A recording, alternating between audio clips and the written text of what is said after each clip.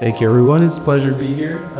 And I'm today representing UNICEF's Office of Innovation. I've been a blockchain consultant with them for a few months now, so it's great to be able to leverage blockchain to get back. But all of this is under the backdrop of funding and the rise of AI. So we're going to go through some initiatives that UNICEF's been working on for some time, and also where this kind of positions all of us. So, all right, great. So who am I? Just a quick overview. My name is Matthias. I've been working mostly in Silicon Valley startups doing growth. In the last 5-6 years, I started working full-time in blockchain space. I came to it as an enthusiast. I thought it was just people with Raspberry Pis in the basement. Turns out there's a whole industry of people really working hard on these problems. I know some kind of blockchain, crypto can have the bad rap. The reality is it's a technology, it's a tool. So technology can always be used for good or people. I've been making it a core focus to have it be used for good and to find different innovative ways to make equitable systems. A little bit about me background, fun speaking after civil consensus. I worked in economic scientists last year to launch the world's first CK-backed digital identity. So my entire emphasis is around how do we get real world adoption of this technology and really finding ways to get this in the hands of real people, hiding liars, getting the benefit. People shouldn't have to use wallets, assign transactions, and be creating all that information. So we're finding kind of novel, innovative ways to get this in the hands of folks in really daily leverage situations. And lately I've been working with the Office of Innovation, which is doing some really incredible initiatives. So we'll run through those. And the first one to talk about is first is what is UNICEF? For those of you that aren't aware, is the United Nations Children's Fund. The E stands for emergency. The BEP is a vestigial name, as this was created in the wake of World War II to fund different educational programs for children across the globe. Since then, it is active in 190 countries.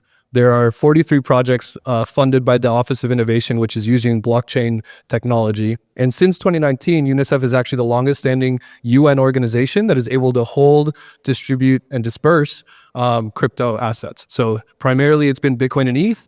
More recently, they've enabled stablecoin. We'll get into a lot of different initiatives that they're working on, but to date, they've distributed over 4 Bitcoin and 2,600 ETH. Depending on when those were dispersed and how they're used, that dollar value has shifted quite a bit. But it is a really amazing initiative that they've been spearheading, and they're the only part of the UN organization that can do this type of work.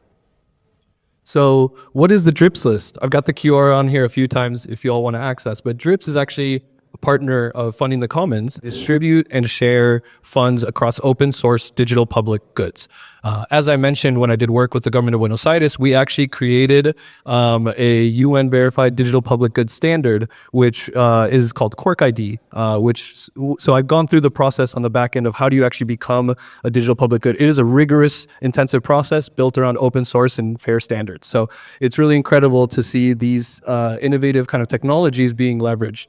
Now, this pilot for UNICEF is around finding different funding mechanisms.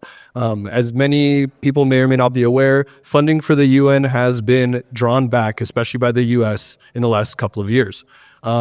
This is one of many mechanisms they're doing to try and find creative and innovative ways to get funds into the hands of people building real technology. So I'm going to go through these different digital public goods. These are not blockchain-based technologies. There are some within this DPG umbrella that are built on blockchain. These are just some of the most used technologies, and we're trying to see if the DRIPS list can be a way to get folks who have some spare ERC20s, aka tokens, lying around to donate and distribute across these protocols.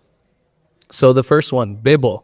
This is actually a parenting app that is locally adapted for tips in language for parents across the globe. It is active in 17 countries. It was out 1.6 million fails. So this is one of the projects that will be getting support through this DRIPS initiative. The next one is Hope, which is a bespoke humanitarian information management system for cash transfers. So far, they've reached over 4 million children into 2025. There are 25 million total people that have been assisted, and this is active across 33 countries.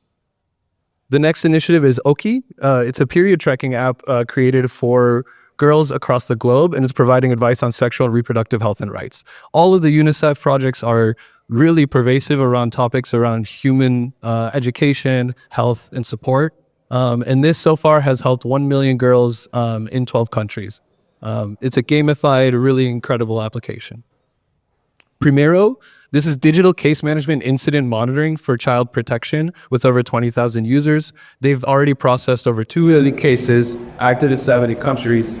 And this is for workers who manage profession-related data with the tools that facilitate child protection and gender-based violence case management, incident monitoring, family tracing, and reunification. And the final application on the DRIPS list is Rabbit Pro. So this is a platform designed to build, pilot, and scale mobile messaging interventions. And this is kind of a mobile-based application that can be used from anywhere in the world. So far, 8 billion messages have been transferred in 131 countries. Most of us are typically using free SMS. That's not always the case globally. So this is a really incredible way for people to communicate, collaborate, and coordinate across the globe. So those are the 5 DRIPS initiatives. There's many more things that UNICEF is powering behind the scenes. This is kind of an incredible highlight that they're using to see, can we activate people to donate via crypto and what are the many different activities. So for those of you that maybe are more experienced Web3 holders or have Tesla line run, this is a great way to just put a little bit of money to see good. There are other issues though that are also crypto related. So for those of you that are maybe big ETH holders and you have it sitting idle, you can actually use another technology called Impact Stake. This was developed, I believe, by Lido, supported by the GSR Foundation, and UNICEF has their own staking pool. So you can go in, put your idle ETH, stake it there. It'll get returns through actual ETH staking, which is benefiting the security of the Ethereum network. The rewards are then donated into these innovative funding projects, more than just those 5 on the DRIPS list. And then whenever you want, you retrieve your ETH and you can use it how you need. So if you have any assets sitting idle, this is a great way to put them to work for a good cause. So that's the Impact Staking Initiative.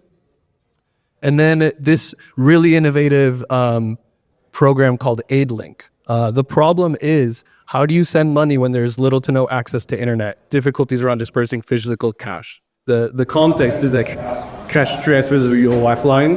And UNICEF alone delivered $688 million into 3.5 million households in just 2024. Traditional systems are slow, opaque, expensive, and the intermediaries get cuts. Tracking is difficult, and digital bank accounts remain unreachable. So while there might be the wanted to do to distribute funds, actually getting them into the hands of people to use them is complex. On-ramping and off-ramping in different currencies is very complicated.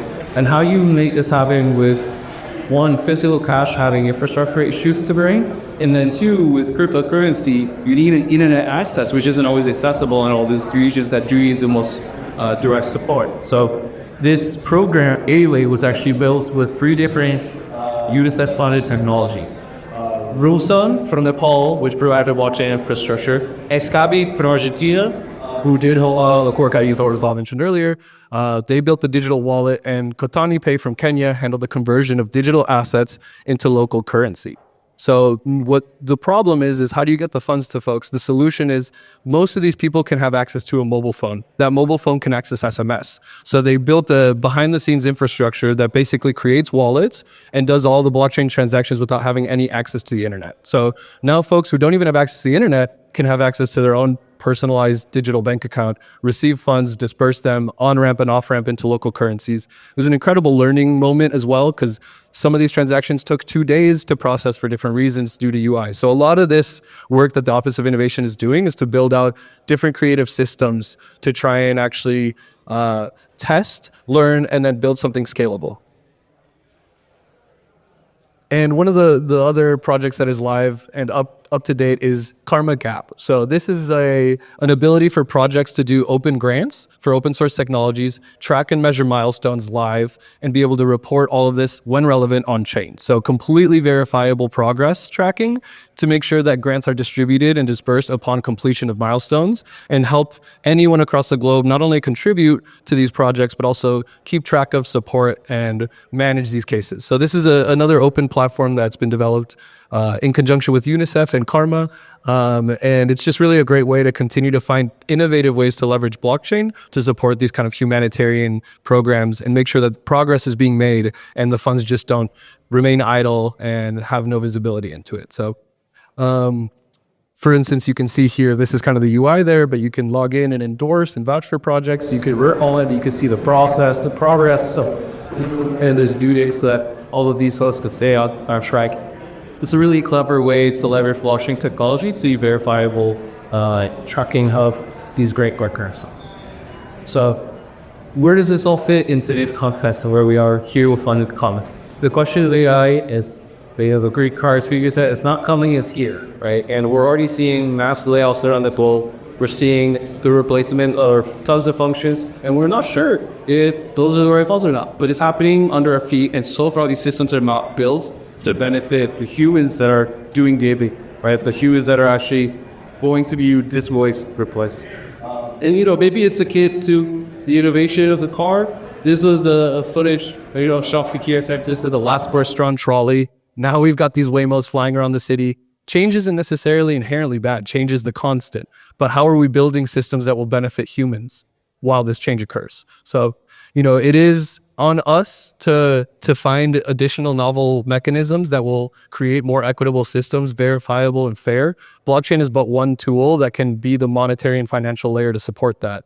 UNICEF is extremely innovative when it comes to these massive organizations, but all things still move slow, need to be tested, need to be learned and explored upon and expanded. So all of you here exploring and learning on all these different floors of what is funding, what is AI, how is blockchain a part of this, I guess I just urge you to continue to collaborate and find new innovative technologies from each other that we can leverage to build a better world.